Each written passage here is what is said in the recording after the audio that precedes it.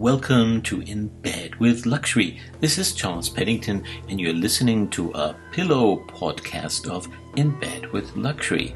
We'll tell you stories, and if you fall asleep, it's okay. If not, you get so much wiser. In any case, enjoy.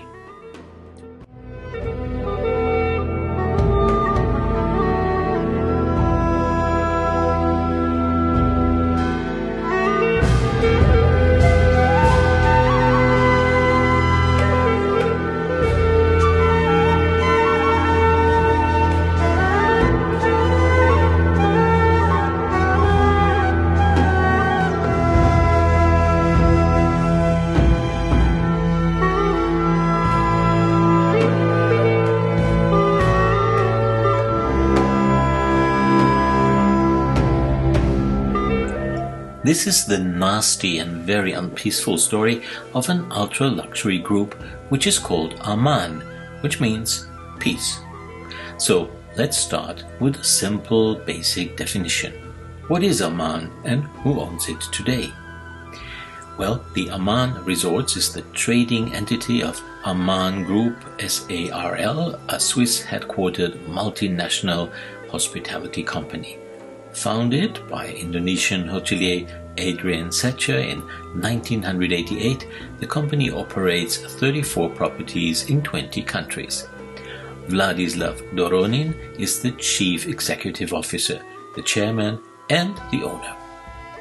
Founded in 1988, Aman Resorts' first destination was the result of hotelier Adrian Setcher's desire to build a holiday home in Phuket.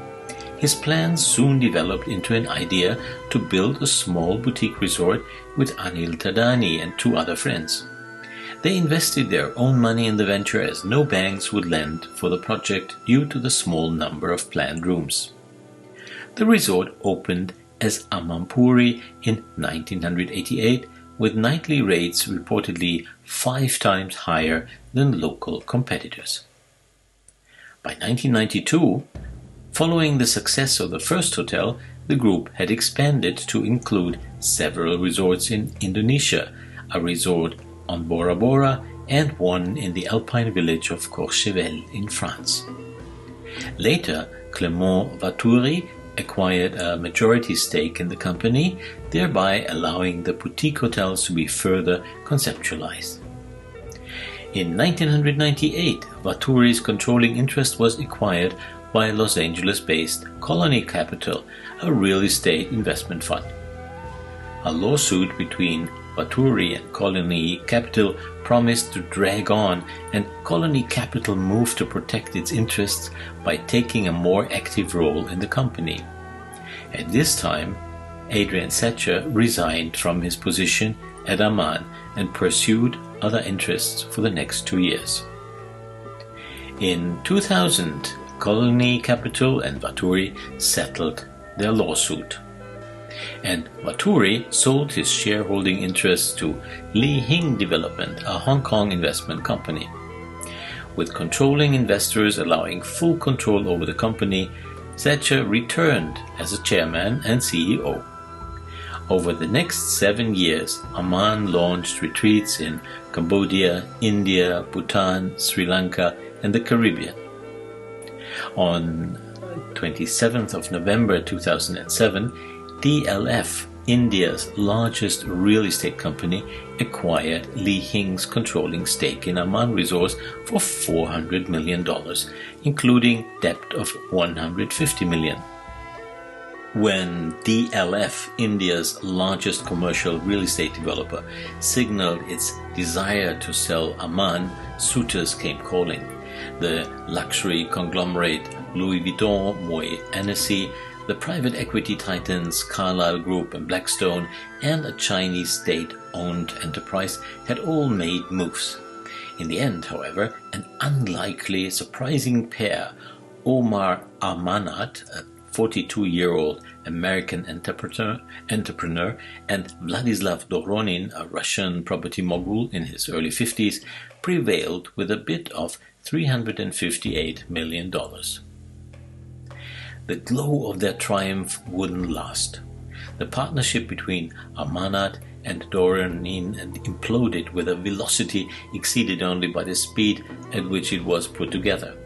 Conflict erupted with allegations of fraud, conspiracy, extortion, intimidation, breach of contract, and an attempted coup. Relations between the two deteriorated so dramatically that at one point Doronin is said to be that he has told Ahman Amanat, according to a claim in the latter's legal filings, "If I feel you try to screw me, I will hunt you down and shoot you."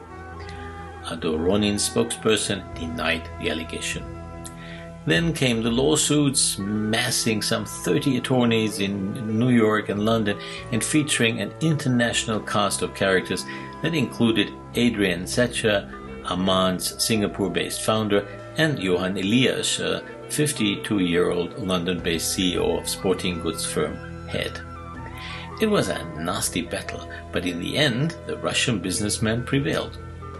So let's sum up. In early February 2014, DLF, the Indian company, sold Aman Resorts for $358 million to Aman Resorts Group, an investment company led by Russian businessman Vladislav Doronin, which also included Omar Amanat. The sale included all Aman properties except for the Lodi hotels in Delhi. In April, Adrian Setcher stepped down as a chairman a second time, and the company relocated its headquarters from Singapore to London in June 2014. Its corporate headquarters has since been moved to Bar in Switzerland. Doronin assumed the position of chairman, and French hotelier Olivier Jolivier was appointed chief executive officer in 2014. In August 2015, Doronin became the sole owner of Aman when Pont Valley Holding Company took full ownership of the hospitality business Silverlink Resorts. Following this restructuring, which is a little bit complicated, Doronin and board director Alan Janogli remained the two only directors. In February 2017, Roland Fasel joined Aman as Chief Operating Officer, continuing a 25-plus year career in luxury hospitality. Olivier Jolivet left the company in the same year, and Doronin assumed the position of Chief Executive Officer. In 2020, Doronin unveiled Yanu, a spun-off brand to operate larger hotels in Japan, in Montenegro, and in Saudi Arabia, reportedly aiming to become a slightly more affordable complement to Aman. The group's diversification strategy continued in 2021 with the launching of a cloth brand, marking a shift towards becoming a self-proclaimed lifestyle brand. In August 2022, Aman New York opened, occupying the former Crown building. Each Aman property typically has a small number of rooms, usually fewer than 55. The brand is often characterized by media outlets to offer remarkable service, with many of its properties reportedly having a staff count typically of 6 staff to 1 guest. Outside urban settings, guest accommodation is typically provided in individual private villas, pavilions, or tents, in some cases in India, Indonesia, and the Philippines, and often includes private outdoor lounging and dining areas. Aman mandates a concern for cultural preservation, and several properties are said to have some historical background and importance. In Cambodia, for instance, the company acquired a ruined guest villa that had been built in the early 60s by the country's King Sihanouk. All architectural records of the villa had been destroyed, but the discovery of an old tourist book with pictures of the building allowed the company to closely replicate what had been lost.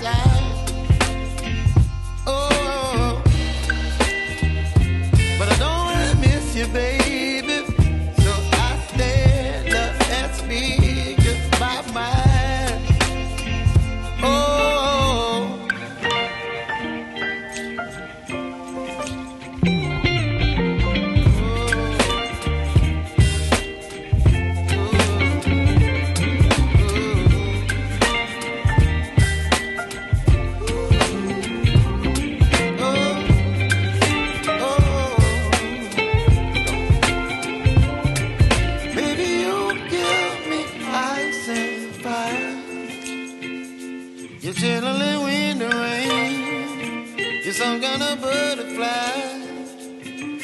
Baby, you give me midnight. You whip up my appetite.